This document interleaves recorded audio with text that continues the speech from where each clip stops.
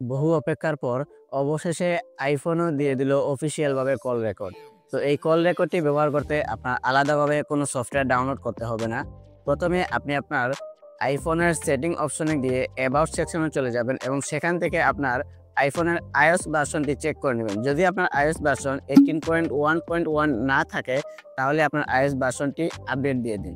তো আপডেট দেওয়ার পর আপনি অফিসিয়ালভাবে আইফোনের কল রেকর্ড অপশনটি পেয়ে যাবেন। তো চলুন আমরা কল রেকর্ড অপশনটি কিভাবে ব্যবহার করব সেটি একবার দেখে নিই।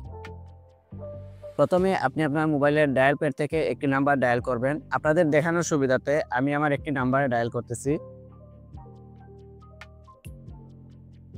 তো নাম্বারটি তোলার পর আপনি ফোন দিবেন এবং ফোন দেওয়ার পর এখানে একটি অপশন আছে, দেখবেন এখন বর্তমানে হাইড করা আছে। ফোনটি রিসিভ করার পরে সেই অপশনটি এখানে দেখাবে।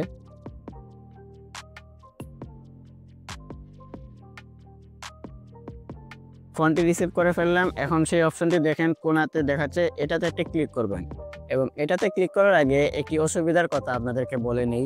এখানে যে অসুবিধা হচ্ছে, আপনি যার ফোনটি রিসিভ করতে যাচ্ছেন তাকে একটি ভয়েস নোটিফিকেশনের মাধ্যমে জানিয়ে দেওয়া হবে যে আপনি এই কলটি রেকর্ড করতেছেন। প্রথমে আমি রেকর্ড করে নিই।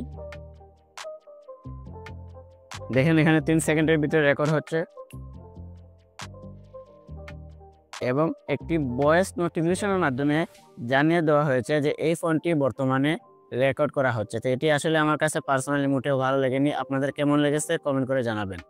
তো এভাবে আপনি আপনার আইফোনে কল রেকর্ড করবেন। তো কল রেকর্ড হয়ে গেলে আপনি সেটি কোথায় পাবেন? সেটি আপনার নোটপ্যাডে গিয়ে সেভ হবে এবং নোটপ্যাড থেকে আপনি এখানে প্লে করে শুনতে পারবেন এবং আপনি চাইলে এখানে এটা সেভ করেও রাখতে পারবেন।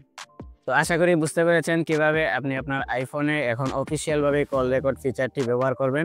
তো ভিডিওটি ভালো লাগলে অবশ্যই একটি লাইক দিবেন এবং আমাদের এই চ্যানেলটি সাবস্ক্রাইব করে আমাদের সাথেই থাকবেন।